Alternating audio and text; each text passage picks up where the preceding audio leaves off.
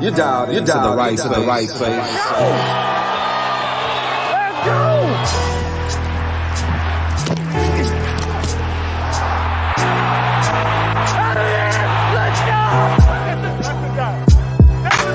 Now your host, Ryan Isley.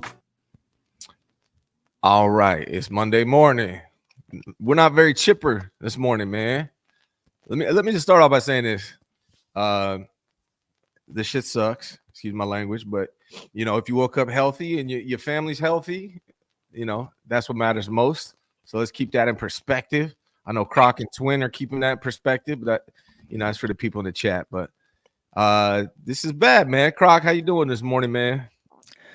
Woke up like, damn, another, really tough loss. And then on top of that, I sending my money, my wife some Zelle, and I got hit with something. I don't even know what it is. Some kind of tax something. It ain't taxes. I don't know what it is, but it was like $1,000 came out of my account. So I'm like, damn, on top of 49ers losing, I lost $1,000 in just the blink of an eye. I don't even know to what. So I'm waiting on the phone call back now. But tough times in the Crocky household. Yeah, man, I would have won $600 had the freaking Kittle had 4 catches. I ain't not going 4 catches, bro. Man, what do you have? 1, 2, 2? 2, man, for like 4 yards, something like that. Yeah. Just Twin, how you doing, man? Man, I don't know how you ever wake up some days like, I wish I wasn't right. Nah, it's just rough, man. That's how I'm feeling right now. Sometimes, like, you see something, you like, man, I wish I didn't see that. And that's how I'm feeling. Dang, man.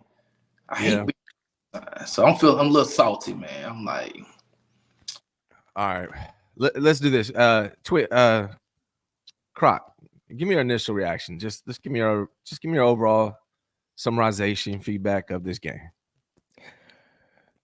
Man, just torn. And I think even more so than, the 49ers just losing the game, a big question for me is where the 49ers go from here. So not knowing that, dang, is this your, like, really kind of like one of your best opportunities to win the Super Bowl, and you kind of squandered that opportunity. Where do you go from here? Do you just say, oh, don't worry about it, next year you'll be better? I think that's probably like the toughest pill for me to swallow. It's not like some of these other teams, let's say Green Bay Packers, right? Green Bay, they took a tough loss to the 49ers, let the 49ers take the lead at the end of that game. But at least they can say to themselves, you know what, man, really young squad, youngest team in the NFL. We expect our quarterback to, be even better throughout the entirety of a year. Like, okay, we got something to look forward to. As a 49er fan, I don't know what you have to look forward to in the sense of this team just being better. So, I think that's probably the toughest part about it for me. Yeah. Twin, what are your overall thoughts after this game? Man, I feel sorry for the players. And a lot of the fans too, man. We came out in droves everywhere we went this year. I mean, we seen it all over social media. These fans, man, went out there and they traveled, they supported, and we know how hard it is for these guys to go out there and play. And this probably was one of the healthiest teams we've had in a long, long time, man. And I know we had some injuries that happened in that game, but overall, man, this team was put together at the right moment and the right time to go out there and be successful, man. And to come up short the way that in how we lost, it's hurtful, man. It's kind of sad, you know what I mean, that those guys went out there and weren't able to come home with their W, man. So yeah, because this team, Let's get these super chats, man, real quick. Keenan says the lack of run game in the third quarter hurt us. Yeah, we're gonna talk about that. Brother Bob, I'm so mad I can't even think right now. F Kyle. Kyle drops the ball again, can't run it back again. Everybody's seems to be down on Kyle. Let's start off positive. Who played well, Croc? Oh, man, I think there are definitely guys that play well. I think, right off the bat for me, you can kind of look at not the entire special teams. There was a blunder that happened late in that game, and obviously there was a block extra point that I think was kind of pivotal in this game. But Chris Conley, just his contributions to the game, Special teams making several tackles, had a big third down catch to convert the first down early in this game, keeping the sticks moving. I was impressed with how, a guy was able to kind of show up and is like, all right, you guys need me in this moment. I'm going to get you the best of me, even if it's just trying to help flip field position. Chris Conley, you talk about guys that play well, and there were a lot of guys that did play well. I think Chris Conley is one that really jumps out to me. Yeah, Juwan Jennings jumps out to me too, man. Juwan Jennings had a hell of a game. He might have been an MVP. I don't know if CMC would have punched in a touchdown, he might have probably won it. But outside of that, man, Juwan Jennings played his ass off. Twin, who played well to you, brother? I think that first half of that defense, man, like from what we were calling for over the first 2 games with Green Bay and Detroit Lions, how them guys came out there, man.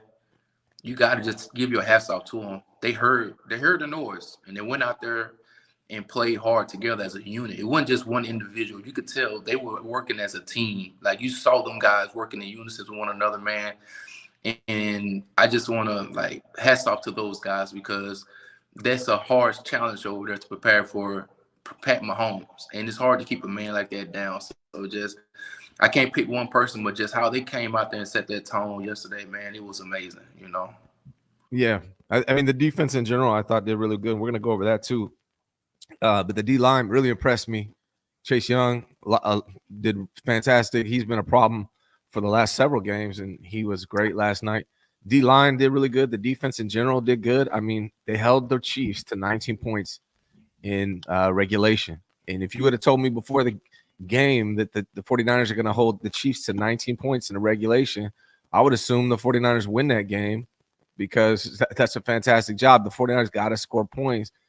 Let's talk about quarterback. How do you assess Brock Purdy, Croc? How do you think he did in this game? I think Brock Purdy, I think he played well.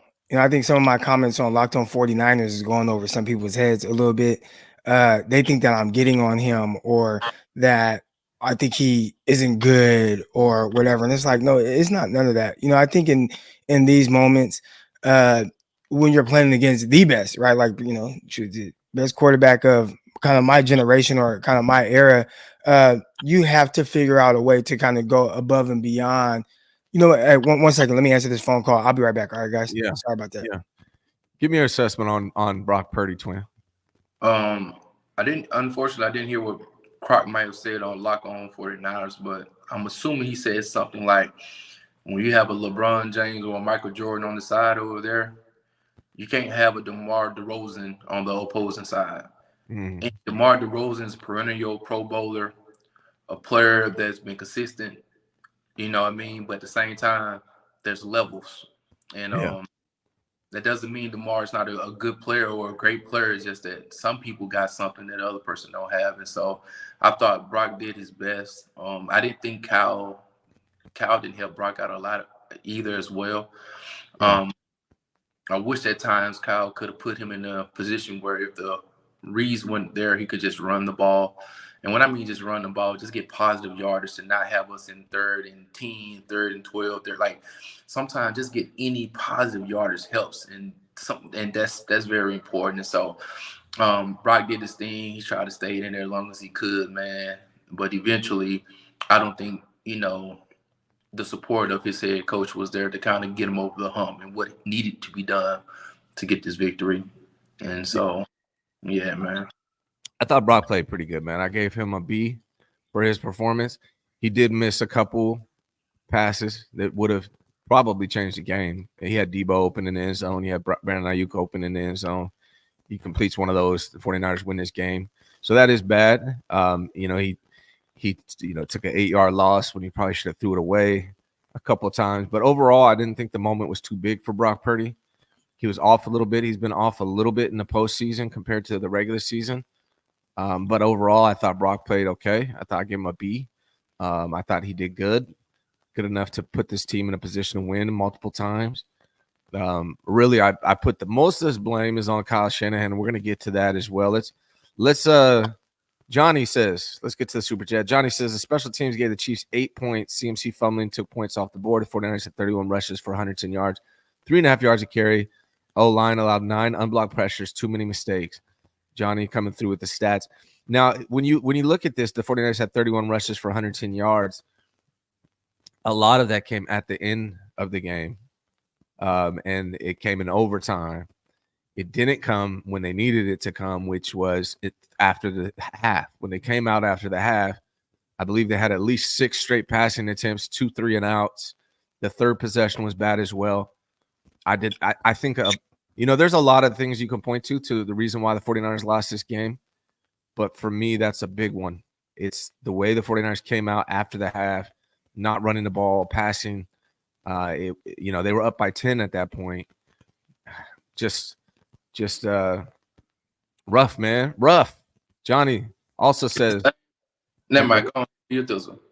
He said, is Kyle blameless? Absolutely not. However, Greenlaw getting hurt was a death blow. Kelsey wasn't doing anything until he went down.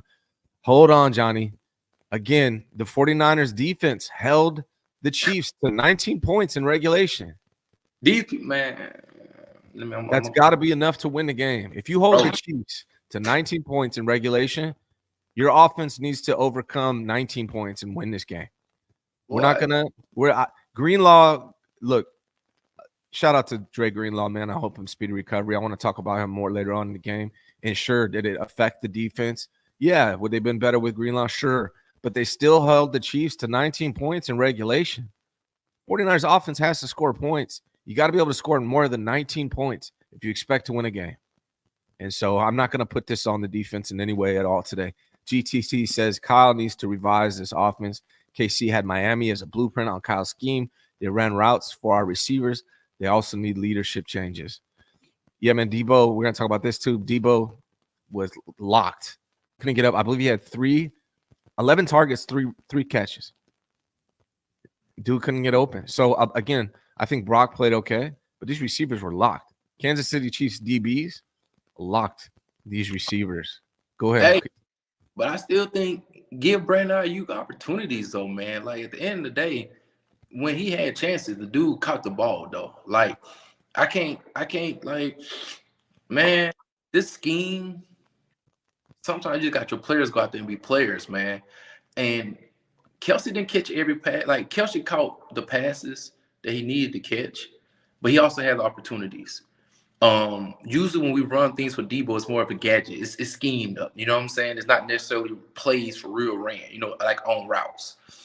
I just don't think that, man, we put this team in a situation where that defense did such an amazing job to give that ball to Kyle, to Brock, to CMC numerous of times, where it just never felt like they had a plan for what we saw with this man defense. Like they said after the game, we didn't think they were going to play man as much when this team showed the ability to play man and be successful at it.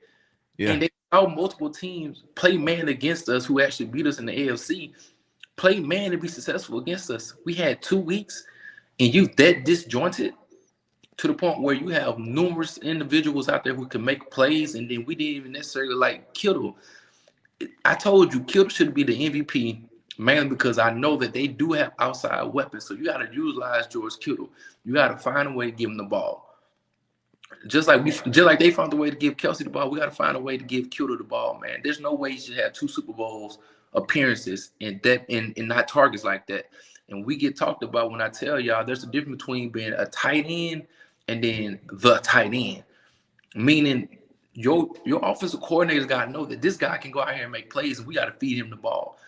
And it just seemed like the whole thing was it was eerie from the first quarter on. That's all I got to say. It was eerie. Yeah, man. I agree. Croc's back. Croc, you good, bro? Yeah, sorry about that. Yeah, it was some tax stuff. Yeah, they just hit me $4,000. It's okay. That shit's rough. I mean, it sucks, but it's okay. When you're not expecting it, just like the 49ers lost. Yeah, right after the loss, man. That's rough, man. I'm sorry to hear that, brother. But give me your thoughts on Brock Purdy, man. All right, yeah, and I know I kind of got cut off there by the phone call. My apologies, everybody watching right now. But man, I think Brock Purdy's good. And I don't think he crumbled under any pressure in the sense of his ability to function. I think for him, and what he is, I think that they force him to play a certain way and have to be a certain guy. And I'm not 100% sure if he's the guy that they try to force him to be. If you go back to 2019, I think the Kansas City Chiefs did something very similar to Jimmy Garoppolo, where they kind of loaded against the run and it kind of forced Kyle out of what he ideally wants to do. A lot of people are making a big deal out of this, and they're like, "Oh, he went away from the run. He went away from the run," and it's like tough because it's like CMC had 22 carries. Like that's a lot of carries for somebody going away from the run. But ultimately, what the Kansas City Chiefs did in both of those games was say, "We're going to make your quarterback beat us. He's going to have to make throws. He's going to have to make these quick decisions. He's going to have to beat us vertically down the field." And I thought in both instances, 2019 and now, this Super Bowl as well, the 49ers weren't able to capitalize on that to make the Kansas City Chiefs play more honest defensively. Yeah. I mean, is Brock Purdy good enough? I'm asking you that because, obviously he played good. I think he played good. I give him a B.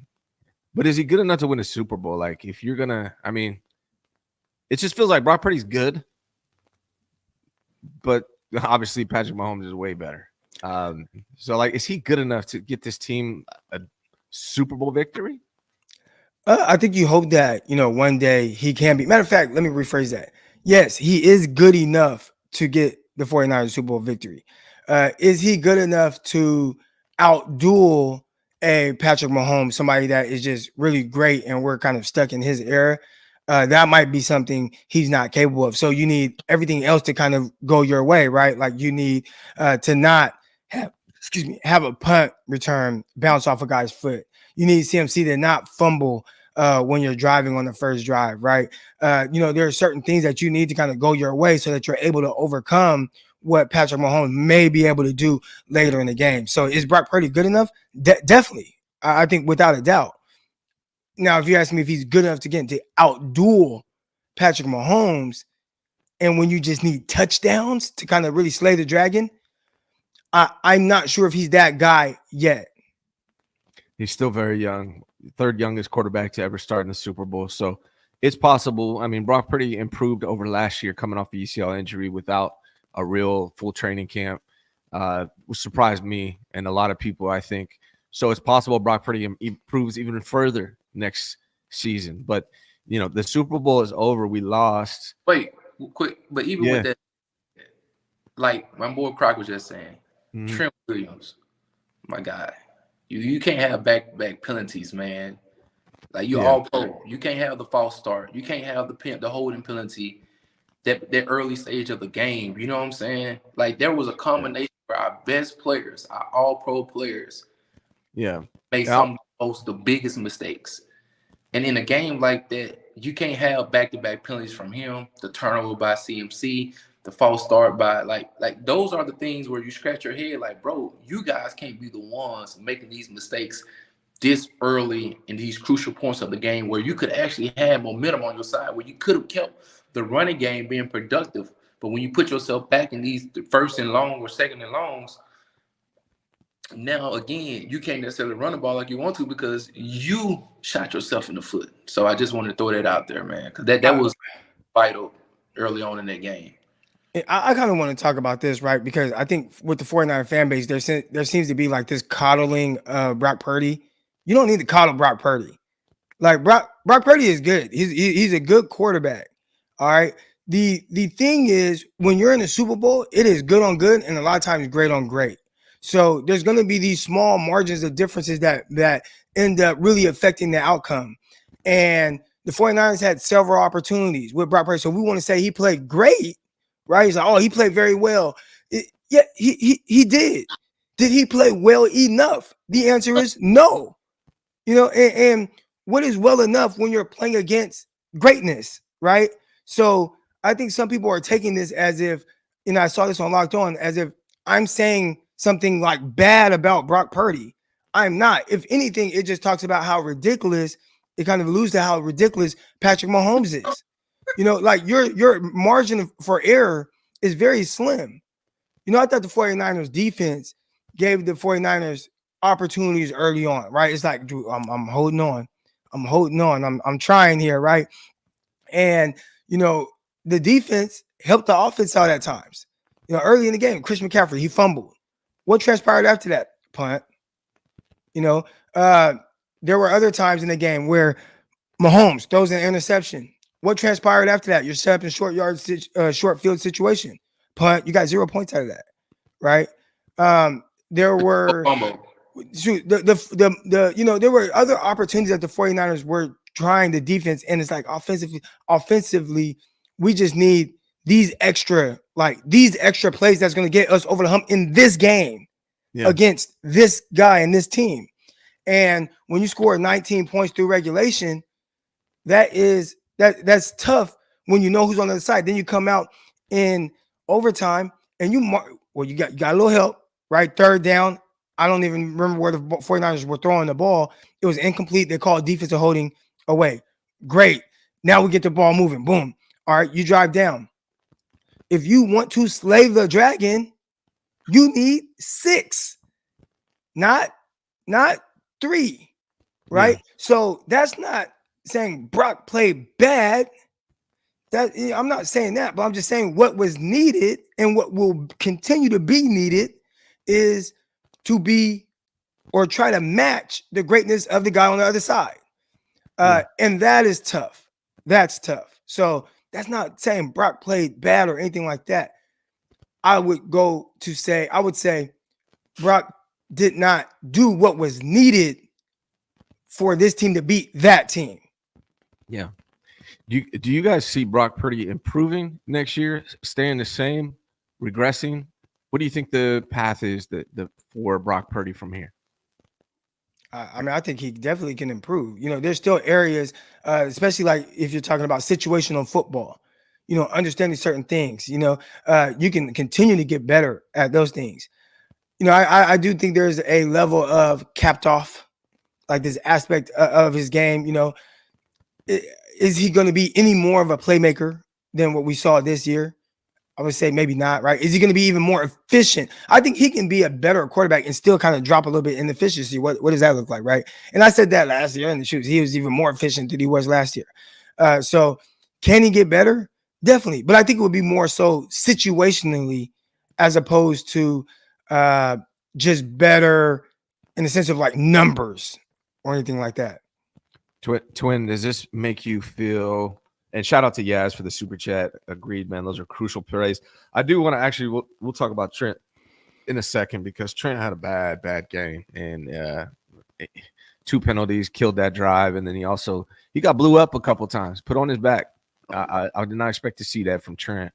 But yeah, Twin, do you see, did anything change your opinion of Brock after the game as far as like, him being the future of this franchise? You think he's still the future of this franchise, or do you think it matters what he does next year, or how do you see it? I think it's going to be on management. It's going to be on what are you going to keep around him, to make sure that if he does have some liabilities, you got to make sure there's a strength in the skill position. You know what I mean? To make sure that you cover those things up. Again, like Crock said, your boy played a good game. But again, when you know that you got this guy over there for the next 5 to 10 years named Patrick Mahomes, it's similar to when in the NBA you knew you had to play against Shaq. People started to draft players to try to make sure you had enough manpower to deal with that guy because he was different. You know what I'm saying? You had to have a quality big and then multiple guys behind that. And so when you're dealing with Patrick Mahomes, you got to be able to be efficient with your opportunities in the red zone to go score touchdowns because the guy is different. Yeah. You have to make sure you put yourself in an advantageous situation where this guy got to score 14 points. So he got to come from like 17 points from behind or something like that. When you have him down, you got to have a quarterback and a coach to say that I need to execute now. Like I cannot give this man life. I cannot let this man look at that clock and say, oh, this is a 1-score game. I played like crap. I haven't even got lather yet. You see what I'm saying? Like you got to know like this dude is different. And the only thing he needs to see is just like in basketball. I just need to see a couple go in. Once he got that little touchdown off the incomplete, off that fumble, off that, he said, okay, I got one in there. You know what I'm saying? The score's still close. I played my worst game. Oh, we cooking. We good now. And that's the only thing he needed. You don't give a person who's supremely confident more confidence. You know what I mean? And that boy bad. That boy good, man. I think everybody, right, heading into this game felt like 49ers have the better team, the better roster. At least I did. And I think everyone also said, but, right, it's like, oh, the 49ers have the better team, like they get a better roster. You love their coach. But, and the but always kind of led to Patrick Mahomes, right? And how do you overcome that? I think, that's why you see some teams draft these guys, really high to try to combat the talent of a guy like that. I think 49ers, struck gold, no pun intended, with being able to draft Brock Purdy late in that draft and try to, build around him to be able to try to slay the dragon. It's just tough when you're in that moment. And like Twin said, he sees that ball go in and all of a sudden it's tough, man. Like I just knew my brother, he's sitting on the couch, we watching, and it's like, I've seen this before. Yeah. Like once this guy's back is against the wall, like you really have to blow him out and put him out of his misery. And he was never put out of his misery. It was always within striking range. And I think that's tough, no matter really who's on the other side. Hey, we see Josh Allen. Everybody gets on Josh Allen. They laugh at Josh Allen. It's like, oh, he's supposed to be this great quarterback. He keeps losing in the divisional round. Oh, who the hell is he losing to? He keeps losing to Patrick Mahomes. Yeah. That just to show you how much pressure he puts on guys. And I mean, he's a top quarterback in this league, like number two and number three. There's times where people might say that Josh Allen is the best quarterback, right? Where he looks like the best. And it doesn't matter because Patrick Mahomes is always able to one-up him when it matters most. Yeah. And that's extremely difficult. So, we'll talk about Brock Purdy and Kyle Shanahan and all those things. But like my guy Peter Bukowski said, it's kind of like Utah Jazz living in that era of Michael Jordan. When Michael Jordan's just really hot. And it's like, no matter what you do, you can be really good. I remember watching Utah knock off my Lakers.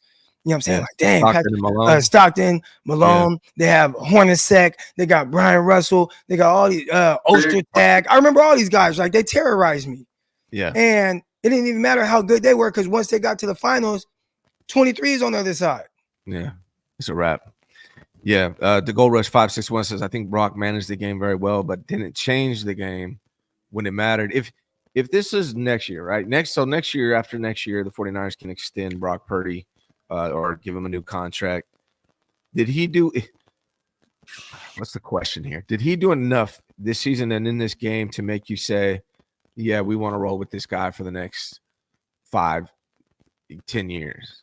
Like if this was next year, if the exact same thing happens next year, do they extend Brock and roll with Brock? Or do you think it's Brock is good enough for this team to chase a Super Bowl? Or, I mean, you brought up Josh Allen, right? Like Josh Allen, I feel like Josh Allen doesn't have nearly the team the 49ers have. But if you put a talented quarterback like a Josh Allen, then you have a chance to beat a Patrick Mahomes. You put a quarterback like that on this team. But is Brock in this team enough to go after Patrick Mahomes? So I guess my question for you, Croc, is if this was next year and he does the exact same thing, do the 49ers extend him? You're saying he is the most efficient quarterback in the league, but then loses to Patrick Mahomes in the Super Bowl? Yeah. Yeah, I think you have to extend him because how do you get better? And I'm not saying you can't, but how do you get better over what we saw from Brock Purdy this year in the sense of, statistically, sometimes situationally, his ability in the Packers game and the Lions game to overcome a deficit, right? Like those were things that we wanted to see. So, what does it look like to get better quarterback play with this team than what you got from Brock Purdy? And I think that's kind of hard to fathom unless you maybe even trade for Josh Allen, which I don't think that's going to happen, right? So I do think you say, you know what? It is unfortunate, again, that you live in this Patrick Mahomes era, but you rock with this guy that is playing at as high of a level for his team as anyone. Hell, throughout this year, he played at a higher level than Patrick Mahomes did for his team. So I definitely think that if it looks like what it looked like this year, he's a guy that you really look to extend and make a highly paid quarterback. Yeah, I think that's fair. We got a ton of super chats, man. Let me get to them real quick. Kaliki Carroll says this third quarter is where they lost it. Offense was horrific in the third. Kyle should have ran behind Trent Williams more. Too many shades of Super Bowl 54. Yeah, I mean, Croc did bring up how many times they ran, but I think when he was gone, I was talking about when they ran, right? Most of those runs, a lot of those runs came at the end of the game and on overtime. They didn't run coming out of the half, and I think that was a crucial part of it, not running coming out of the halftime. They 6 straight passes, maybe even more. I gotta look at that third. It was 8 for 9 coming out of the third quarter. 8 of the 9 opportunities were passing plays, and Christian McCaffrey had 16 rushes at the end of regulations. He only got up to 22 because of overtime, and so a lot of that's looking like you said. It looks like he may have had a lot of attempts, but at the end of the day, is when did you run the ball? And I just want to throw that out there real quick. How much of him not running, and again, I talked about earlier, I felt like what the Kansas City Chiefs did was say, we are going to load the box. Because you got to remember first half, it's not like CMC was just balling on the ground. You know, he had like 9 carries for like 33 yards or something like that. It's like, bro, we're running into a loaded box. Again, they were saying, we are going to make your quarterback beat us. It's not going to be CMC. Yeah. And the way the 49ers were trying to offset that was, hey, man, can we come out of halftime, right? Because they're going at halftime, they're talking about it. Hey, this is what they're doing. This is how we're going to combat that. This is how we're going to offset that. We got to come out, throw on first down, let's pick up some yards, make them have to play more honest, and then we can get the running game going from there. I think that the 49ers struggled, though, that execution aspect of it. So you come out and you throw on first down, and it falls incomplete. Well, now what? It's 2nd and 10. Damn, do we run on 2nd and 10, or do we try to pick up some more yards and make this a manageable third down situation, knowing I'm pretty sure what their defensive coordinator was thinking. Hey, after you throw and it's an incomplete and it's 2nd down, Rex Ryan used to call this a get back on track down. So, now this is kind of a rundown to try to set things up. Okay, they're thinking that same thing. Let's try to offset that. Maybe they're overthinking it. But I think that was more so where they came out with the throws and things like that, trying to figure out different ways to make Kansas City play more honest. The execution aspect of it was just poor. Hey, Croc, I think we saw it for like 3 games in a row, though. We've seen this with the Ravens game, coming out, trying to pass the ball. Then when you do run the ball, you run it out of a shotgun formation or a single back formation. So, again, if you go run the ball, I wish we would have kept more 22 personnel or 21 out there and stopped trying to run this ball with a single back and nobody helping. You know what I mean? Is again, what kind of play calls are you calling when you do decide to run the ball? We kind of quit running this ball where he ain't got no lead blocker out there. Like Kyle's Juszczyk is effective. I'm gonna pay this man $8 million a year, and we know that our running game, far as the offensive line, is suspect. Let's get our boys out there to go out there and play physical. And again, I'm gonna run it back on 2nd down because 1st and 2nd down is here. It's the mentality. You got you know what I'm doing. I know what you're gonna do. But God dog it, I'm going to die on my morals and say that you're going to have to take this away from me because I can at least I'm keeping the time going. I'm keeping the clock moving. I only ran 3 minutes and 21 seconds off the clock, and I had 3 possessions because I'm completing the ball, and I'm giving that other team time to sit there and regroup. And you know what else I'm doing? I'm giving my defense to come right back out here again. Then another time on incomplete pass, the defense coming right back out here. Those guys are human beings, so now they're tired. Because we don't want to sit here and say, you know what, at least let's give our defense the time to recuperate a little bit. And so, like, that's what I don't like when we come to, like, when do we run this ball and what kind of running plays are we running? Like, man the hell up and run through their goddamn throats, man. Like, we playing like a bunch of punks. That's what I'm saying. I agree, like, to this extent, like, you got to run regardless, right? Because that's what you do. That's what your identity is. But then the other thing for me is, okay, you're not running. So what? You go empty backfield? So there's no threat of a run at all. You're just spread offense. So that's the part that I would have a question when we've seen him do that sometimes. Like there were times in that game he took McCaffrey out of the backfield, kind of like motioned him out to where he was kind of like, far back behind the line of scrimmage, but out wide. Yeah. And now you don't have a threat of the run. I always talk to people about even if you line up and you are the 49ers and you throw the ball 8 straight times, right? But you have a back in the backfield, you at least give the illusion of the threat to run. So you can utilize that to open up, windows and everything on the second level if you're, using play action and whatnot. But once you take guys out the backfield and you're going empty and you're in shotgun, I think you kind of throw that option away. And I think from that standpoint, again, I think you could say that. I'm trying to figure out how to word this. How do you feel about Brock Purdy as a fan, for what he's capable of doing? Because if KC came out and they're like, all right, we're going spread, we're going empty, how many people would have an issue with that? Yeah. Yeah. And why wouldn't they have an issue? Like, why would you not have an issue with that? But if you're the 49ers, why do you have an issue with it? It's just saying like, well, our identity is CMC and not our quarterback, who Croc just said should be one of the higher paid quarterbacks a year from now. But if you're telling me that you, even though, okay, yeah, you run the ball, you got CMC, all these things, but, you continue to want to, Kyle is saying, man, I have all the trust and faith in my quarterback to execute these plays, to help us out when they're loading up. Okay, you guys want to load? Okay, we're going to spread you out. Could they be trying to spread them out because, hey, we have a personnel advantage here? If I go, I got Juszczyk, I got Kittle out here, right? And I got CMC. Essentially, that's 21 personnel, right? Because, no matter where Kyle Juszczyk is lined up, he's still a fullback. So that's still two backs, one tight end. And if I split them out, do I feel like I have the advantage from a personnel standpoint because they have their big package on defense end? So now I have CMC in space against a linebacker, and maybe that kind of says something to the 8 receptions that he had in this game, right? Yeah. But could that be a way that I'm just trying to figure out their logic, and we're just talking here, right? Yeah. But could they be saying, you know what? Yeah, ideally we wouldn't want to come out and spread, but we have a personnel advantage here by doing this, and I'm putting the ball in the hands of my quarterback, who I have the utmost trust in. Yeah. Could that be it? That could be. I mean, maybe that's the thing, is they just really believe Brock can take advantage of those opportunities. He had a couple. There was one situation where I believe CMC was being covered by a linebacker, and they had to call timeout. And they didn't take advantage of that opportunity, and they had the good matchup. And I'm not sure why the timeout was called.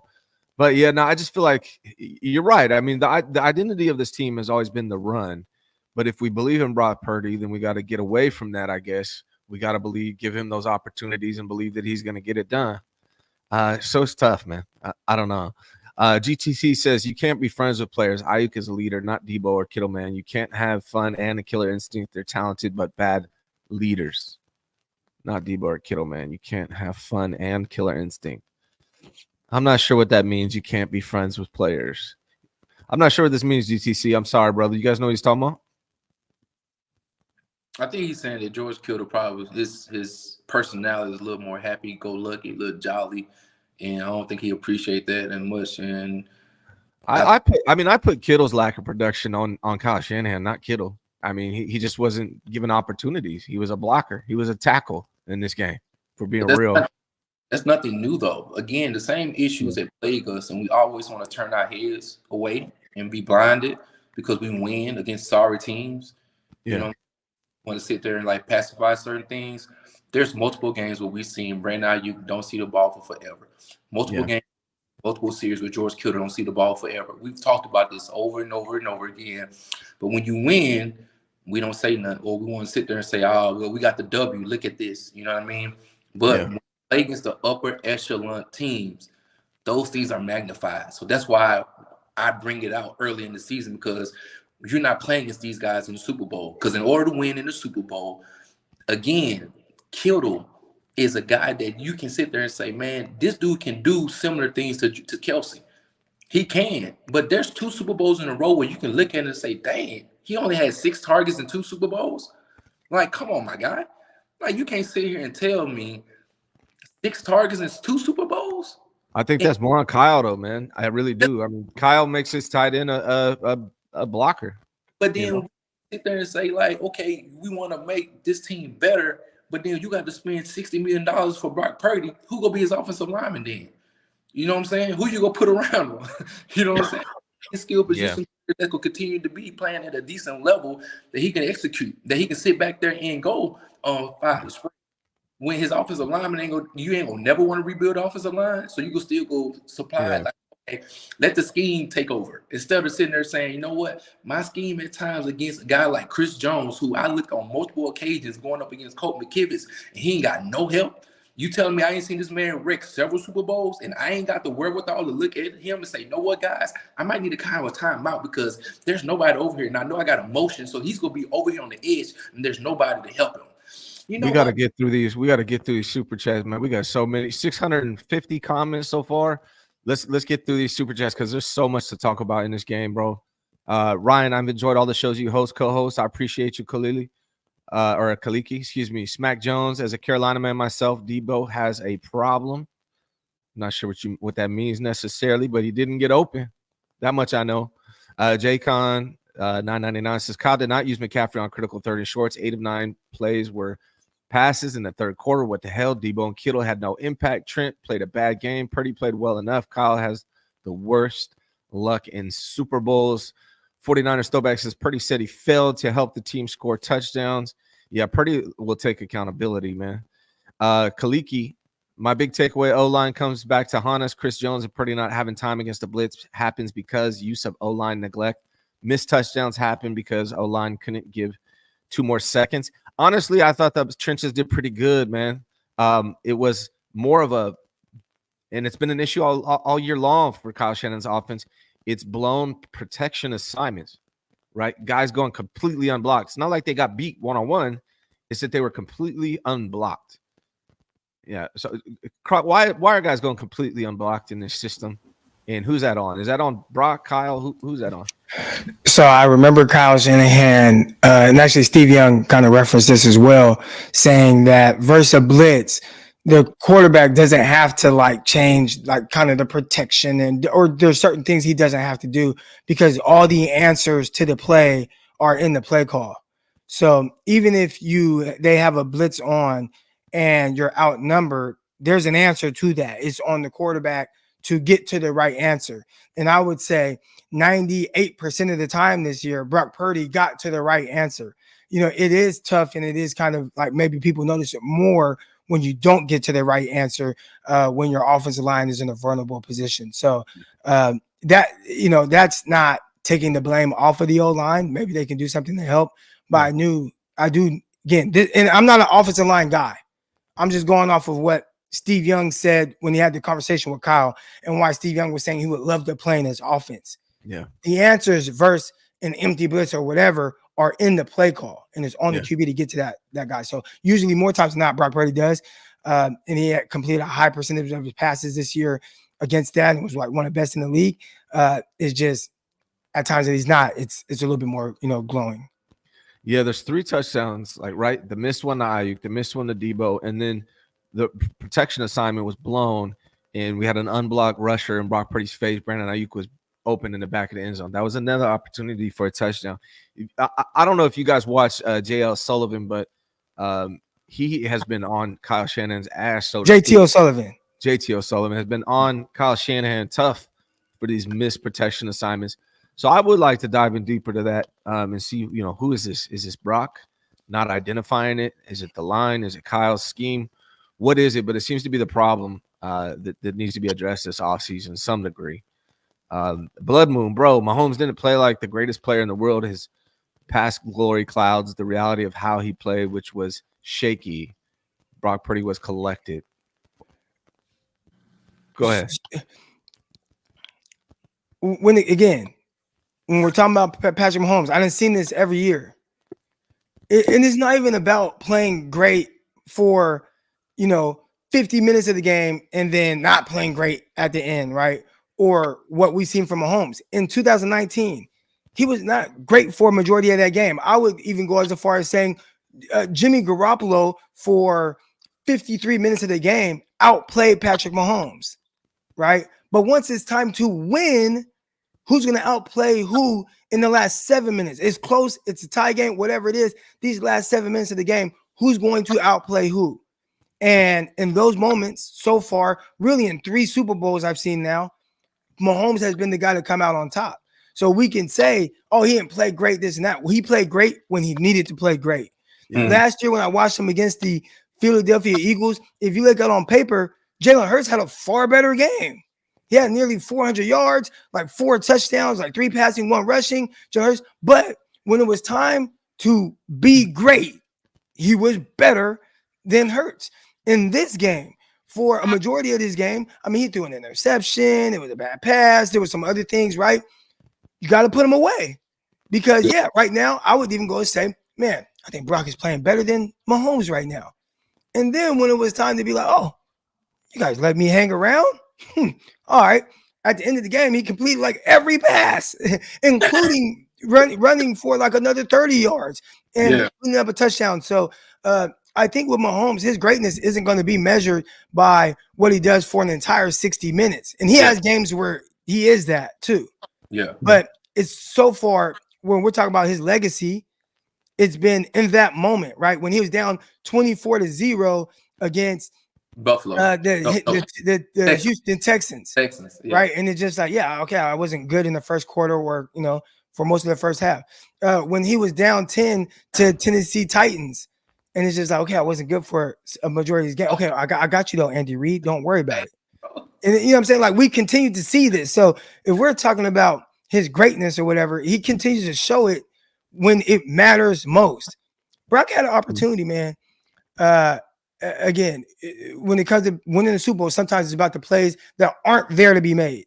Yeah. And Ryan, you just referenced a throw. Nobody, including me, will fault Brock Purdy for missing the throw. You said Ayuk was opening the back of the end zone. I don't even know if that was his read. He got pressure in his face, got him thrown off of his back leg. He throws his ball to Juwan Jennings. They maybe weren't on the same page, right? Nobody will ever. I am not faulting Brock at all for missing that throw. But if we're talking about as it pertains to winning and losing a game, you would hope that he could figure out, regardless of a free runner, all this, not an ideal situation. Can you figure out a way to still convert this, right? Yeah. And more times than not in that situation, somehow Mahomes does. Like that was equivalent to the 3rd and 15 in that Wasp play, and they're down 10, and he just drops back 20 yards, throws the ball to a spot, and it seemed like in a play that couldn't be made, and somehow he figured it out, right?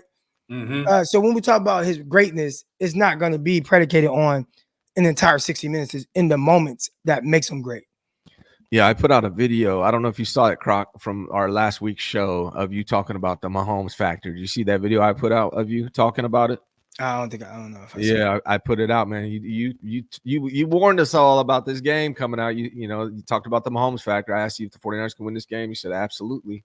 But there's a dude named Patrick Mahomes that comes through when you need him to come through. And that's the thing. I mean, Patrick Mahomes has won 3 Super Bowls. They got a dynasty over there in Kansas City. And all 3 of those Super Bowl wins, they were down by 10, and they came back. And that's ultimately what makes, that's the difference between a good quarterback and one of the best to ever play the game. I think he was down double digits in each of those games. Yeah, 10 points in each game, every single Super Bowl victory. Dude, what he does. I actually tweeted it out, man, when we were down by 10. I said, down by 10, a little worried, and sure enough, a lot of people mad at Kyle, man. We're going to have to take a pause from the Super Chats. You guys I appreciate it, but let's get on Kyle real quick. Let me read these last 2. Seifert won 2 Super Bowls and was fired after 7 years. We've hit a ceiling with Kyle. He needs to go. Brother Bob says Kyle didn't even scout Mahomes like the idiot he is. Let me get your takes, Twin. What's your take on assess Kyle Shanahan for us, man? Like, what's your assessment of how Kyle Shanahan coached in this Super Bowl, man? Because that's what everyone seems to be mad about. I thought he dropped his nuts once. He went forward early, and I think in the first half, he went forward, I believe, like 4th and 5 or something like that. Threw the ball, George Kittle, caught the first down. And to me, that has to be the mentality for the whole game. I'm sorry. Like, again, you playing against Patrick Mahomes, man. You can't sit here. I told you, unload the clip, man. You did the little fake pass with Juwan Jennings, cool. You went for it on 4th down and 5, cool. The second half, going towards the halftime, hey, man, listen here. Try to get that ball back. You got 2 timeouts. You can't take them home with you. You know what I'm saying? Look, try to do something. You know what I mean? I just think Kyle sometimes doing it, he get tight, man. He get lemon booty, and I hate to say it, but it is what it is. 1 time, okay, I understand. 2 times, all right, maybe you just had a bad day. But now this is becoming a habit. This is going to be your tagline, bro. Like you ain't gonna run from this. It ain't gonna matter what you do in the offseason. It ain't gonna matter what you do in week 8. It ain't gonna matter. Like none of that stuff now is obsolete. Just to be honest with you. You see what I'm saying? Because now it's like, bro, you didn't have this team. You can't win the big one. That's the narrative. You can't win the big one. And it's gonna be deserving so, man. So at this point, I think Kyle has to come to a point where it's okay to diversify your game plan and your philosophy. It's time to adapt a little bit. I'm not saying that you throw away your whole scheme, but you do got to be able to say, I need to add some different audibles in here to make my guys comfortable. So when there's a time and a point in the season, as far as in the playoffs, I can do something different, man. Like there should be okay where you can go 3 or 4 times and go at Kittle, like, or a couple times at Brandon, you say, hey, go make a play, or I can possibly get a penalty. Like sometimes you may take a shot just off GP alone because we've seen teams get what? A holding or a penalty just because you took the shot down the field. Like Kyle will have to adjust, man, and do some better with his clock management. And I think him and Brock will have to have a conversation so he can trust Brock a little bit more so he begin to expand his identity when it comes to what we can do out here against these upper echelon teams. Yeah, it seems like, Croc, a lot of people are blaming this loss on Kyle Shanahan. I asked a question on Twitter. Excuse me, guys. I had 102 temperature last night. I'm a little sick. So I got to watch the Super Bowl loss while I've been sick. So I apologize. I keep coughing. But, yeah, man, everyone seems to want to blame Kyle. I tend to agree with that. But what do you think, Eric or Croc? You know, this is going to go on the head. Man, matter of fact, I mean, you lose the game, it usually goes on 2 people, the head coach and the quarterback, right? Because when they win, they get all the credit as well. So, you know, with Kyle, I think it is finding different ways to, like Twin said, diversify himself. You know, I think his offense is very specific, and it seems like he kind of struggles to have anything outside of how he sees fit with that, right? Like there's no real change up to it. You know, I think the thing for me, a lot of it is more so mindset. You look at what it has taken for Kansas City to beat the 49ers back-to-back in these Super Bowls, and it is kind of, you know, dropping your nuts. Now, I did love, and thank you for bringing that up, Twin. You know, that play, I believe it was in the 3rd quarter, maybe 4th quarter, maybe early in the 4th quarter, where Kyle said, you know what? I'm not going for the tie right here. I want to go get 7. And he went for it on 4th down. And Tony Romo was calling for it. Like, man, I think this is 4th down territory. Like, you got to go score a touchdown. And Kyle did it. And I was like, thank you, Kyle. Like, that's what I've been wanting, right? Whether you get it or not, just being aggressive in that way. But he had another opportunity early. And again, I don't expect him to just call everything perfect and exactly how I would do it. Hell, if I was as good as him, I'd probably be coaching in the league. Clearly, I'm not, right? We're over here talking on YouTube. But late in the first half, I had an issue with something. And I had tweeted out, and Mina Kimes, you know, she had, you know, quote tweeted me, and she was like, well, Croc, you know, he doesn't do this in these moments. And you said it's malpractice. But the 49ers were up 10. And Kansas City, they're driving, they're, you know, kind of hovering around the 10-yard line. And Kyle on 1st down stuffed the run and elected not to use a timeout when you had all 3 timeouts. Now, at this time, there was roughly 1 minute left before the half. And I felt like this was a great opportunity because we know, unless you block a field goal or something like that, we know that 100% Kansas City, they are getting points on this drive. Yeah. Yeah.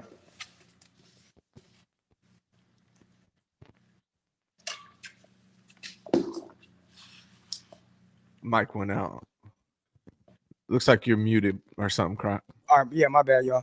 They're going to get a field goal out of this drive, or they're going to get a touchdown. But they're going to get points.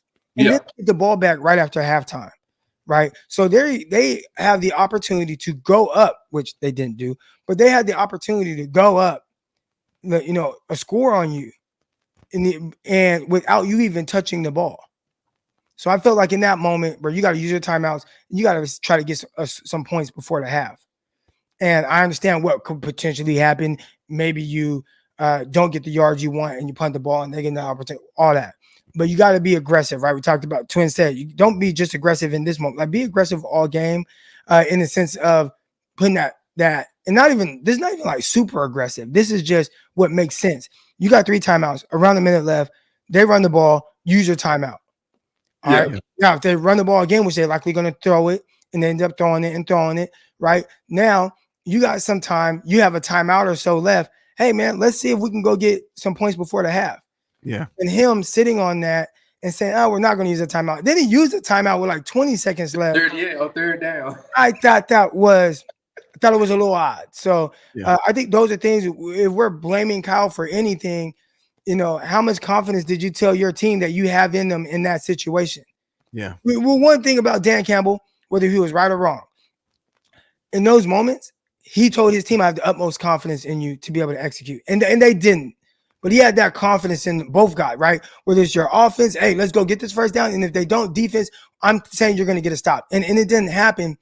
But with Kyle and the way he kind of played it safe, to me, it said, well, you don't have much confidence in your offense to be able to go down and score and get some points before the half.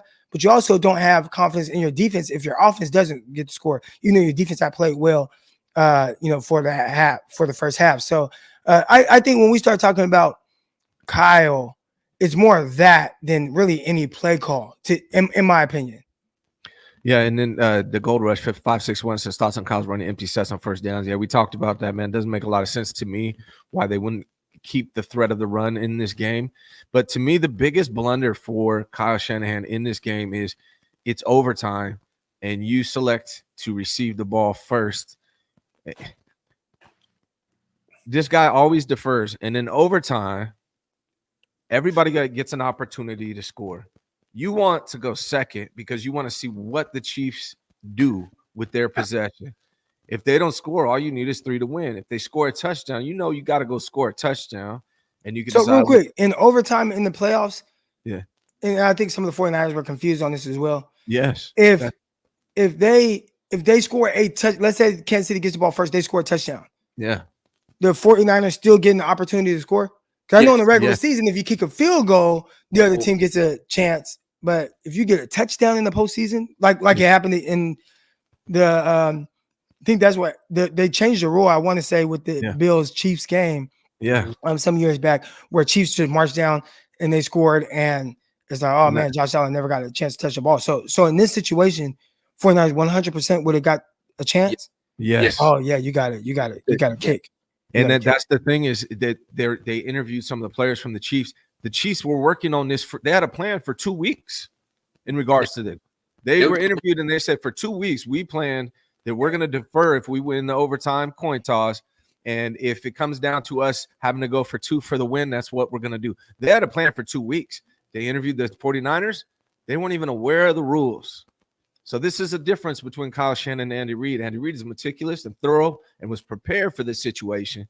Kyle Shanahan wasn't, and that's the biggest blunder to me in this game from Kyle. There's a few of them. That's the biggest one. Go ahead, Twin. I want to mention that if you are going to take the ball first, Kyle, one thing you're not going to do, don't settle for a field goal, my G. Listen here, you better go for it and try to go for 7. It's the same theory.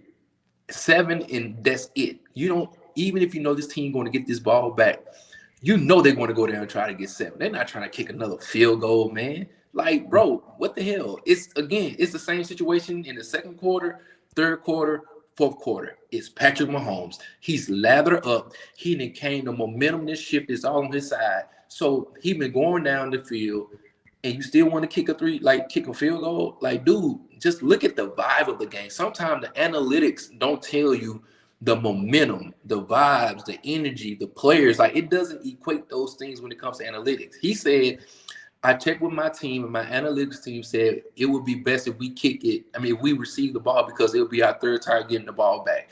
And that's why I went with it. He didn't assess it was Patrick Mahomes. He didn't assess none of that. He just went with the analytics. I'm like, bro, there's a human element that's important for a reason, man. Yeah. I mean, that to me, that was the biggest blunder. Let's get through with some of these super. There's so much we wanted. I had a lot that I wanted to talk about. I don't know how much time do you guys have. Do you guys have to get out of here a certain time? Because I want to get through these super chats. And I'm good. All right. Let's get some of these super chats. Thank you guys for all the super chats and the support. We appreciate it. Kari Zion says, we held the Chiefs to 19 in regulation, just like we did the Eagles game. Imagine if the offense capitalized, but instead we got 0 points in the third quarter. Yeah, I agree. I think that's the thing. I still want to talk about Steve Wilks. I think Steve Wilks did a good job. I think his defense did a good job. I want to get your guys' take on that as well. But let's tackle these. David Sante says, do you think Bill Belichick would have had a beast like George Mates and not use him? And Christian would probably have had more yards than he has now and probably a ring. George Mason. Yeah, Jordan Mason. He wanted. Would you have let Jordan Mason run the ball on that stack front? Because we noticed that they're going to sit here and stack the box. So we want to put in a more of aggressive runner or just kind of keep the running game consistent throughout the. That's what I think he's probably trying to say. Okay. Jason Lutz says, can San Francisco improve enough this offseason to win before free agency blows the team up in 2025? We're getting older. Don't use rookies and have limited cap. Jason, I want to say this one because that's something I want to talk about is next year with these guys if we can get to it. Fernando, Rams fan, most stacked team on both sides of the ball and still lost. It's the coaching. Sorry, not sorry. Safe from hearing bang, bang. Well, y'all was at home watching, brother. You the Rams. Night Tide, fact of the matter is that our defense held Mahomes to 3 points for 3.5 quarters, and Kyle couldn't get us more than 7-point cushion. Some guru. I mean, that's facts. It's facts. GTC says, how do you ramp back up and do all the work after this loss? As a player, it's hard mentally after this. I find it hard to see them back here next year. You got to take a trip to Cabo and relax. That's what you got to do. Step away from this situation for a while. I feel like part of it is work too. You know what I'm saying? Like it's like anything else. I think especially fans, we get so emotionally attached to this stuff. Mm-hmm. As a player, it is gut wrenching. I'm pretty sure like that hurt, right? You put in all this work and then you fall short like that, but the work doesn't stop. Like you have to get back to work. And then, you know, after they go to Cabo, they'll be hopefully refreshed and you get back to OTAs and you get back to it. Hopefully what you don't want is some guys to be so kind of drained from this long year that they retire. Like a Trent Williams. That's who I'm watching. You know, like, dang, what does Trent Williams do? Yeah. Look, I mean, he said he wants to go at least 2 more years before this game, but man, he had a really bad game.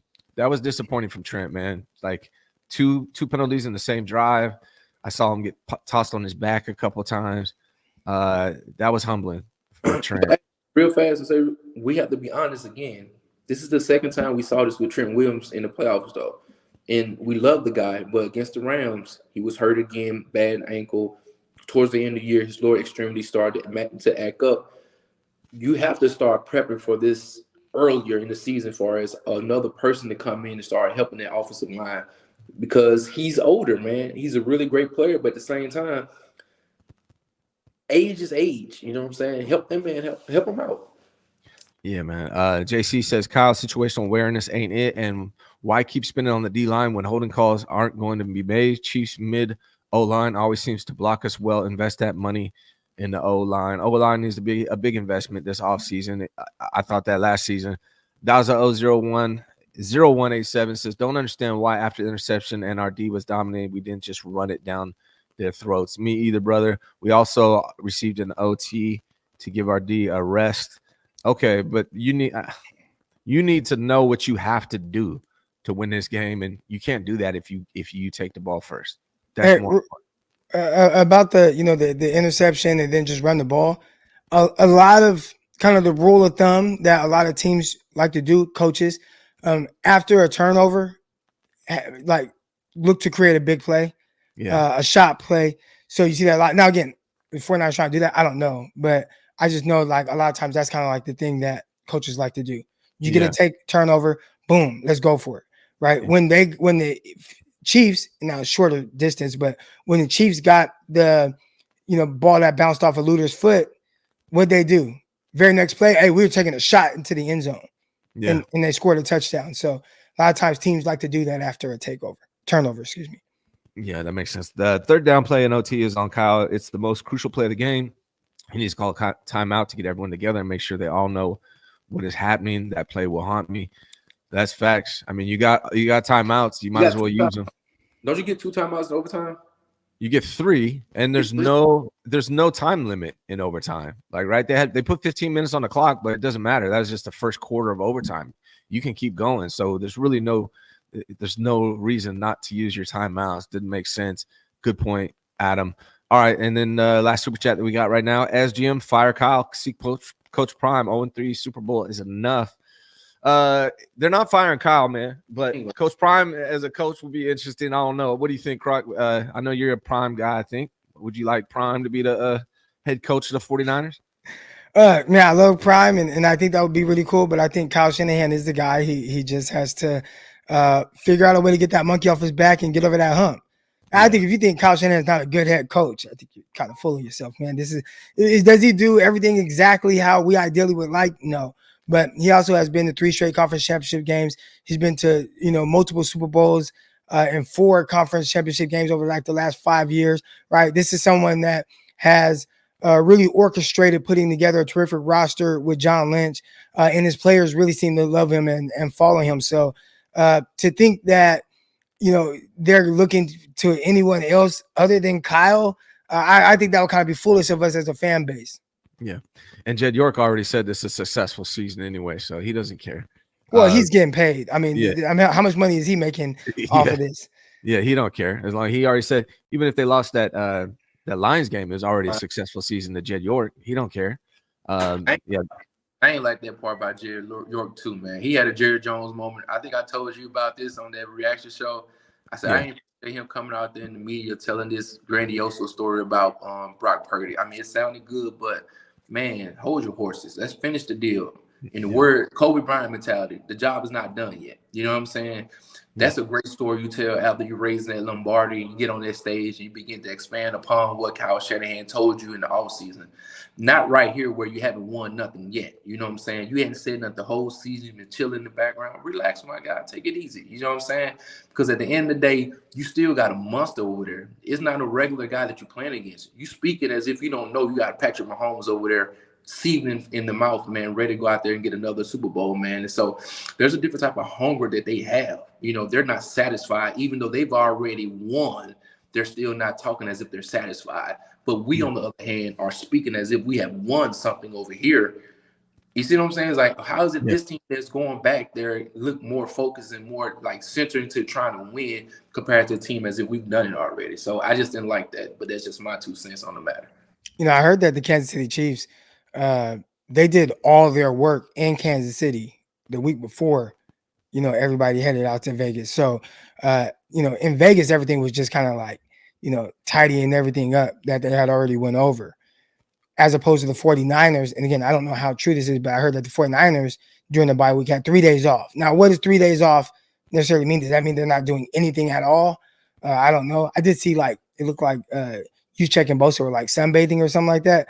But that's what I saw. So do you think that had anything to do with kind of the readiness or how maybe more prepared one team was than the other? And it went into overtime, right? So we can say all those different things, but both teams equally had an opportunity to win this game.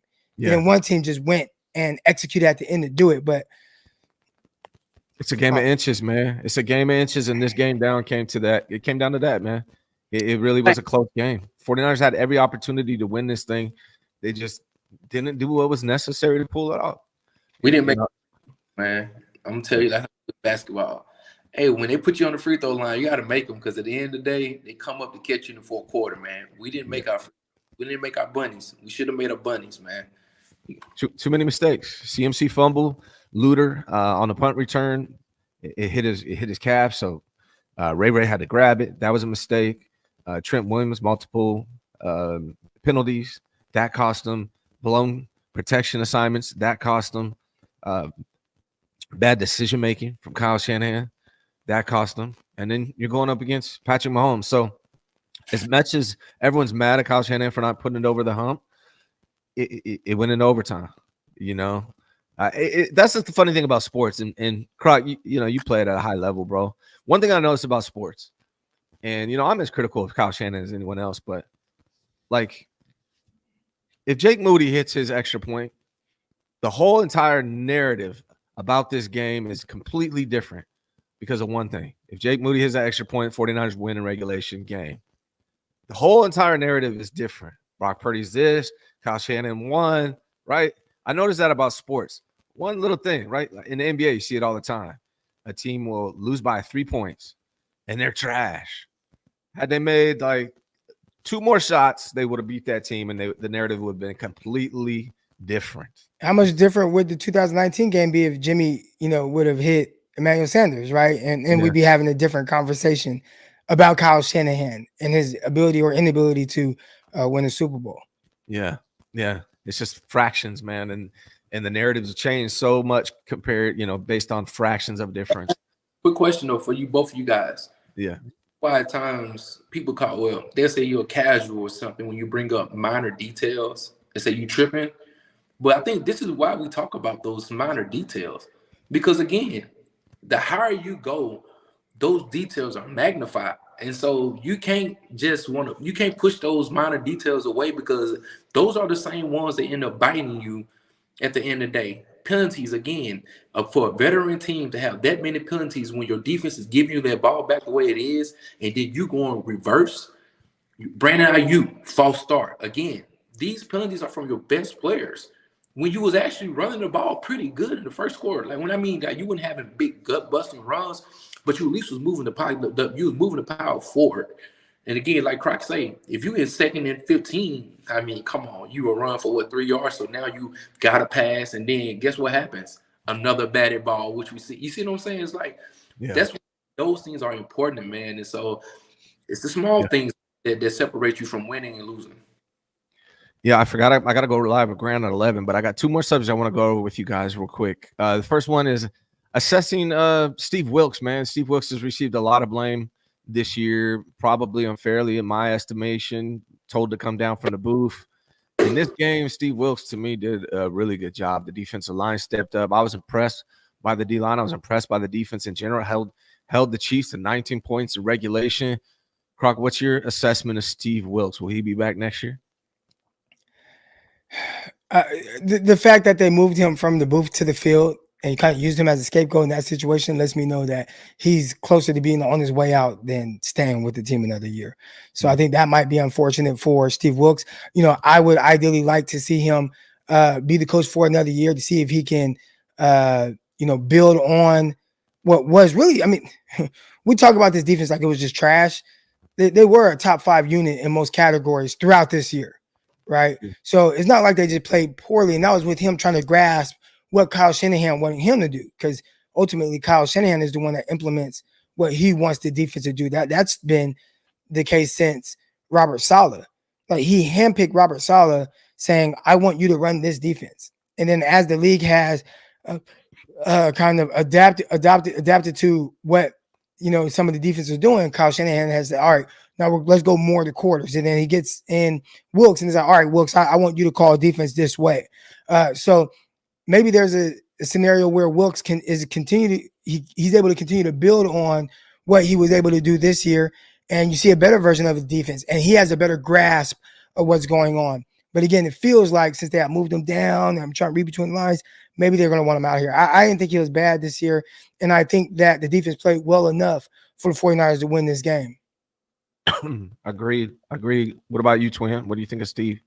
Hey, every game we lost this year, we didn't score over 24 points. That's all I got to say. So at the end of the day, when we didn't score the points that needed to be, them the games that we lost. I thought Steve Wilks, with everything put against him as far as what he didn't do, in the biggest game that he needed to show up in, I think he did.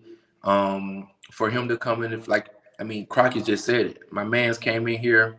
He's a veteran coach. He's 50-something years old. He's been running his scheme for a while now to come in and adapt.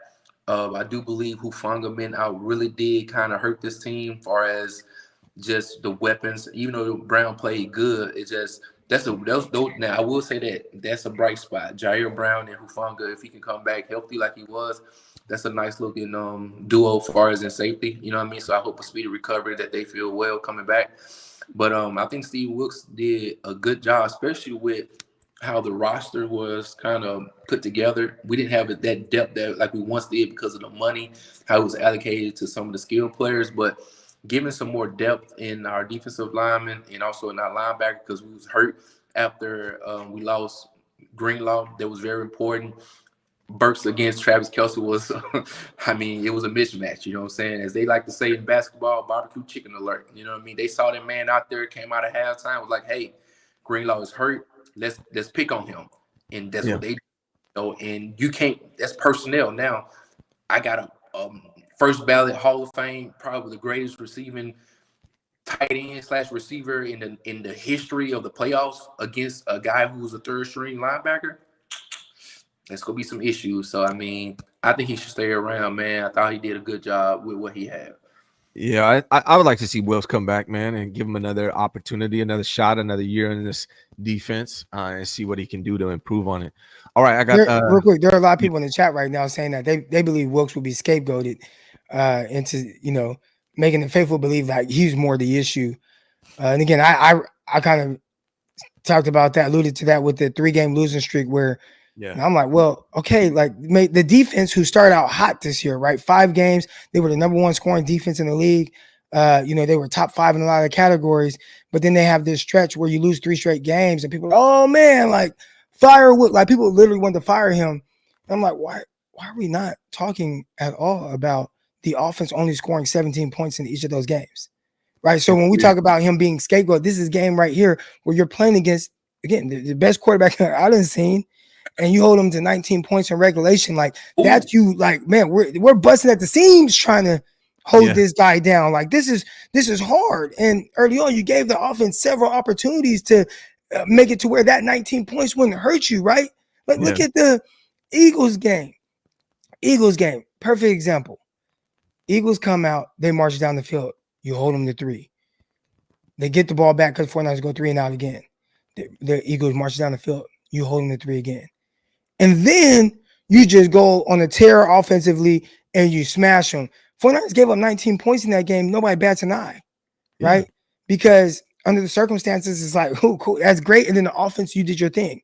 And I think in these type of situations where it's like, bro, I'm holding on as much as I can against Mahomes and his team. Like we're trying, we're giving you every man, like, and it really took kind of a ball off a punt off of somebody's foot to lead to one of the scores, right? So when we talk about the job that he did defensively, I thought he did a good enough job coaching to where you could have won this game. But if he is used as a scapegoat, I don't think that would surprise me or any other faithful. Yeah, it's messed up too because you're right. Like even if you told Kyle Shanahan before this game that the 49ers defense is going to hold the Chiefs to 19 during regulation, if you told Kyle Shanahan that before this game, he would be thrilled and he would expect a Super Bowl victory, and it didn't work out because this offense wasn't up to par. So, yeah, I think Steve Wilks deserves another shot, another year under this defense, and I think he can improve even further next year. Speaking of next year, that's my final subject for you guys I want to talk about. Where do we go from here? What does next year look like? I know it's early and it's hard to even think about this, but what do you guys think? Let's start with Twin. What does next year look like? Where do they go from here? What do they got to do? Are we going to be better, worse, the same? How do you see it? We got to have a talk about our drafts. We got to have a real talk, man. 3rd-round draft picks don't play on this team. If they do play, they're a kicker. But other than that, we don't see them. Jair Brown did play, but there's a lot of guys. The tight ends, too. The one tight end, we don't see him play. Danny Green didn't necessarily see him play. We know that TD Price ain't playing. He ain't played, another 3rd-round draft pick. I mean, there's multiple guys where these early rounds, they're not sticking to this team. And that's what we need. We need quality depth. And we got to make a decision in saying that we got to take these picks and be more considerate in how we use them because we need the guys to play. They got to play. You need that youth, you need that speed and the athleticism, man, to kind of mix in with the old guys. And so we really have to be careful with these guys that we want to pick. Got to get our guys back healthy. And we need to make a decision on what can we do differently to get us over the hump. Are we really going to try to find a speedster to kind of take the top off the defense? Are we going to use a Danny Gray, or are we going to really try to get a speedster in here? Are we bringing Brandon Ayuk back? Does he even want to come back? I know he's from the Bay, but he's probably looking like, man, listen here, I route everybody up, and here's again the Super Bowl. You know what I'm saying? That's somebody we need to really take care of. So I think this offseason, man, what we gonna do with BA? That should be on top of the list as far as that. And then secondarily, guys start looking at this offensive line. Offensive line, what we gonna do with Brandon Ayuk? And then other than that, man, I don't know, man. We need some, man. Yeah. It's hard to be optimistic, man, because it feels like this was our best opportunity. Croc, what do you think? How do they look next year? What are the moves they make? How's your optimism for next year? How you feel about next year? It's tough, man, because I don't know how you get better, right? Like this was a team that I felt like was really good. For a lot of the season, I'm like, man, is this the best team I've seen since '94? Right? Like just how well, for the most part, they played on both sides of the ball and how effortlessly they could put up 30+ points on any team. And you go into the postseason and you feel like this is this is kind of our best shot to be able to get that monkey off our back and win. And you get to take on the Kansas City Chiefs team, this was technically a down year for them. That's how people viewed KC. They were the underdog in literally like every playoff game they played this year. And somehow they still figured out a way to win and beat the 49ers. So I don't know where to go from here. And I think Peacock and I on Locked On 49ers will probably be doing a lot of therapy podcasts over the next couple of weeks. And I think some of that therapy I need that. You know what I'm saying? Because in my head, it's like, this was as good of an opportunity as you've had. Yeah. I don't know where you look and see, you know what? We 100% get better here and we don't get worse somewhere else. So, and the Chiefs will be better. The Chiefs are going to be better. You'd assume they get better, and you'd assume a lot of these other teams get better. You know what I'm saying? But I will say this. I feel like the 49ers will be back in, they're going to be one of the better teams again. Yeah. But it's just, will you have a better opportunity than you did this year? That's the question. And I don't know how you have a better opportunity.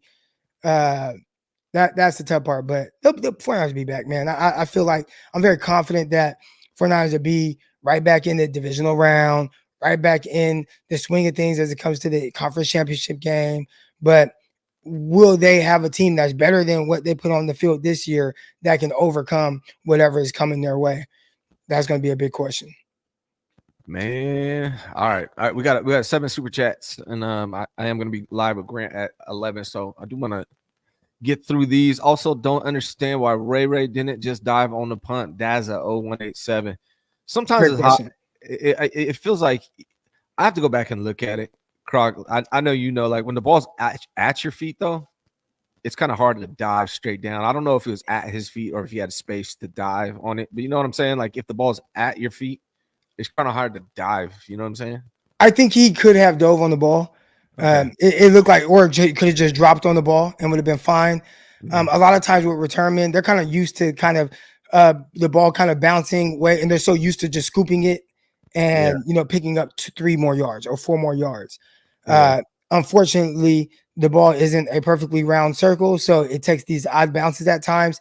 And I think it just took an unfortunate bounce for him that made it a little bit more difficult to just grasp it. So I do think he could have just dropped on it, but that's probably something he's done a million times, reach down and be able to grab the ball. And this time, it's just in the biggest moments, it didn't work out for him.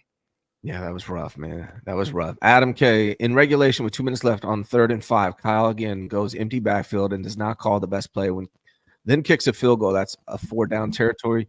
You can't give the ball back to Mahomes. That's coaching. Yeah. Thanks, Adam, for the super chat. Edgardo Rosario. Kyle equals Marty Schottenheimer, Marv Levy. That's harsh. But not too inaccurate. For those of you who don't remember Mark Levy, 4 straight Super Bowl appearances and lost to every one of them. So yeah. James Welsh 499 says last night felt like the end of an era. Seeing GK and KJ faces. George likely not going to get ring here. Will Ayuk be here? San Francisco QB search isn't over. I mean, Ayuk's going to be back. I think we're going to lose Juwan. I think he outplayed him this game. He probably outpriced himself from coming back. I would assume they bring BA back. I don't know, man. I don't know. Yeah. BA is not an unrestricted free agent this upcoming offseason, right? Like he is able to play out his 5th-year option. So I expect to continue to see Brandon Ayuk out there. He's just going to make, more money. Yeah, he'll be back. Daza0187 says, Croc, do coaches teach you to dive at players when tackling? In rugby, it's very common. The last big Mahomes run, he just ran past Warner. Do coaches teach you to dive at players when tackling? No, but the higher up level you get, they don't really teach tackling. Yeah. Like, like in Pop Warner, you do the tackling drills, step, squeeze, chest up, you do all those drills. You may do them, heading into high school. But as you get older, you do more like angle drills, but they're not telling you, all right, step this way, cross face, step up. You're not slowing it down. Yeah. So, NFL level, I have seen like the Seahawks work on certain things that might be different. So he's talking about like a rugby style. I've seen maybe teams try to implement something like that, and they may teach a little bit, but for the most part, you're not just doing tackling drills like you do at the lower levels. Yeah, that one guy says O-line is the key. We are so dangerous with teams knowing we were running left. Imagine if both sides were dominant. Yeah, that's been the case. Last year, that was the case. I wanted them to draft DeJuan Jones instead of our kicker or either one of these tight ends. That was my pick. That's who I wanted them to get. They went elsewhere. But yeah, that's going to be huge this season. Hopefully they don't neglect the O-line this year. They got to make a move there. Keith Murphy, the unbeaten. The thing that hurts is last 3 Super Bowls, I felt like we had the best team. Yeah, that does hurt, bro. Kyle right now feels like Philly Andy Reid. We'll see, man. I think this game boils down to this. Brock Purdy was good.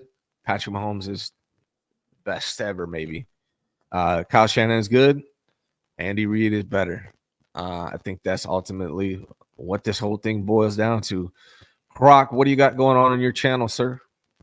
I'll be live probably tomorrow. I don't know how I'm going to do it. I'm hurt right now. So eventually at some point I'll go on there. But of course, Locked On 49ers, we come at you 5 days a week. We're on Spotify, Apple, we're on YouTube. So if you don't catch me on my channel, you can definitely catch me there. Yeah, what about you, Twin? Man, same thing, man. I ain't gonna lie, I'm gonna be soaking for a little while, man. I talked to my brother this morning, and he kind of just, oh, I hate that dude. But anyway, yeah, man, just go chop it with my bro, man, and just talk about the season and yeah, make sure y'all hit me up though, man. Follow your boy Twin Empire _ on YouTube, man. Yeah. Also on Twitter. Well, I'm going to be on with Grant at 11 a.m. on his channel, or my channel too. I think I'm going to do a stream. I'll be on with Jesse tomorrow at 9. I'll be on with the coach on Wednesday. After that, I don't know if I have plans. I need a break too. I'm going to Hawaii in June. I can't wait. Can't come soon enough. I wish I was going right now because I need a break from this stuff. I'm wore out. What's on your mind, Croc? Yeah, okay, so I saw a comment just now and someone talked about how the difference right here. Z9er, he says Brock Purdy O-line average, Patrick Mahomes O-line good. I thought Patrick Mahomes was under a lot of duress throughout this game. He took multiple sacks. He scrambled. They forced an intentional grounding. It just kind of came down to like at times where it's like I kind of need to make a play or the throws I need to make. He was able to make them. So to say that one O-line was better than the other, I don't think they really got things going really on the ground either. I think that was tough. So I didn't watch that game and think at all that Kansas City's offensive line just outplayed 49ers offensive line. That wasn't a thought that went through my mind. Yeah, and Adam K comes in with a super chat, wants to know, Croc, what are your thoughts? Kyle should have called timeout right before Mahomes threw that last touchdown in overtime to make sure defense is set up accurately. I would say Kyle probably didn't know that they were going to throw for a touchdown. So he did do that earlier. He called a timeout when he didn't like something. Maybe they got the look that they were maybe expecting. They felt like they were in a good position to defend it. And, I'd have to go back and watch exactly how it played out. I mean, I understand, where they went and where they threw the ball and how it was open, but it kind of happened fast. And then I kind of turned the TV off. So, yeah, man. Well, gentlemen, I appreciate you today. Good show. Unfortunately, not a lot of positive, happy things to talk about, but y'all did your thing either way. I got to go get some honey on this throat before I jump on with Grant. I appreciate, should I pause on that one? I appreciate you guys. Y'all the best, man. We'll see y'all soon. Thanks for everyone that tuned in. Make sure you guys are liked and subscribed to Croc as well as Twin, that you tune into all the locked in 49er stuff that Croc does over there. Thank you guys so much. We are out of here.